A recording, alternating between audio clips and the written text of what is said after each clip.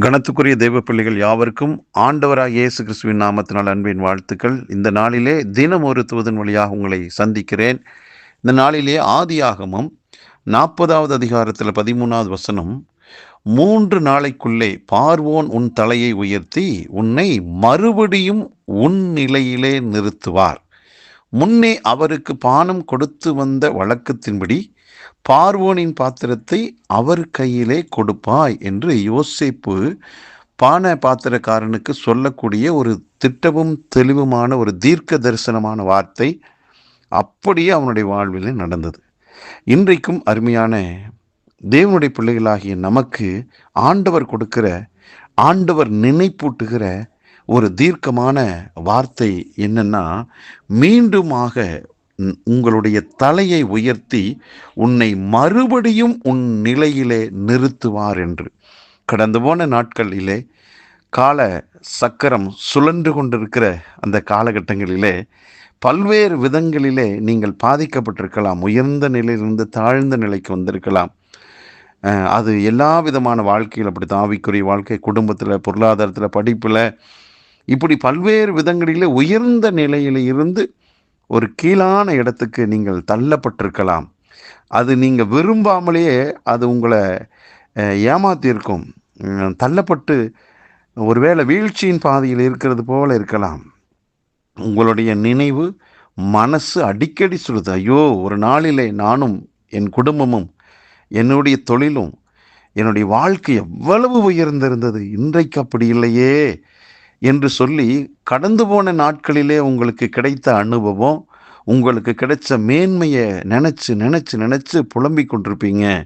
இன்றைக்கு அப்படிப்பட்ட புலம்பலோடு, வேதனையோடு, கண்ணீரோடு காத்திருக்கிற உங்களுக்கான வார்த்தை தான் ஆண்டவர் கொடுக்கிற வார்த்தை. யோசேப்பு தீர்க்க தரிசனமாக சொன்னான். இன்றைக்கு ஊழியனாகி நானும் உங்களை பார்த்து ஒரு தீர்க்க தரிசனமாக சொல்லுகிறேன். உன்னை, இதை கேட்டுக்கொண்டிருக்கிறதான உங்களை ஆண்டவர் மறுபடியும் உன் நிலையிலே நிறுத்துவார் என்று சொல்லி. ஆகவே இழந்து போன காரியத்தை நினைத்து நினைத்து புலம்பாதீர்கள். ஆண்டவர் உங்களை மீண்டும் முன்னணியான அந்த பதவியில், அந்த உயர்வான இடத்துல, மேன்மையான அந்த அனுபவத்தில் மறுபடியும் கொடுத்து உங்கள் தலையை உயர்த்துவார். மீண்டும் நீங்கள் நிற்க வேண்டிய அந்த இடத்துல நிற்பீங்க. கொடுக்க வேண்டிய இடத்திலிருந்து கொடுப்பீங்க. உயர்ந்து கொண்டே தான் இருப்பீங்க இனிமேல். ஆகவே பயப்படாதீர்கள்.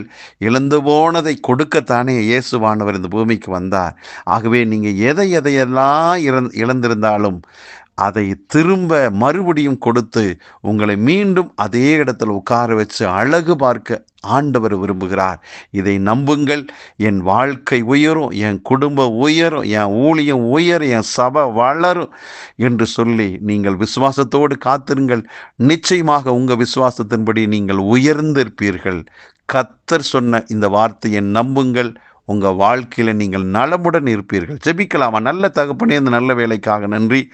யார் யாரெல்லாம் ஆண்டவர் விழுந்து போனதான நிலையில் இருக்கிறாங்களோ, திரும்ப மீண்டும் அவர்களை கட்டி எழுப்பேன் என்று கர்த்தர் கொடுத்த தீர்க்கமான வார்த்தைக்காக நன்றி. இதை கேட்டுக்கொண்டிருக்கிற எல்லாருடைய வாழ்விலும் மறுபடியும் ஆண்டவரே புதுப்பிக்கப்பட்ட அனுபவத்தோடு கழுகுகளை போல செட்டைகள் அடித்து உயர பறப்பார்களாக, சுகமாக இருப்பார்களாக, இழந்து போன ஆரோக்கியம் திரும்ப வருவதாக, இழந்து போன பொருளாதார செல்வங்கள் மீண்டும் கிடைப்பதாக, ஆவிக்குரிய வாழ்க்கையில் விழுந்து கிடக்கலாம், மீண்டும் உயிர் மீட்சி அடைவார்களாக, சகல விதத்திலும் வாழ்ந்து சுகமாக இருக்கட்டும். ஒவ்வொருவரை வாழ்த்தி ஆசீர்வதிக்கிறேன். இயேசு கிறிஸ்துவின் நாமத்தை ஜெபிக்கிற நல்ல பிதாவே, ஆமேன்.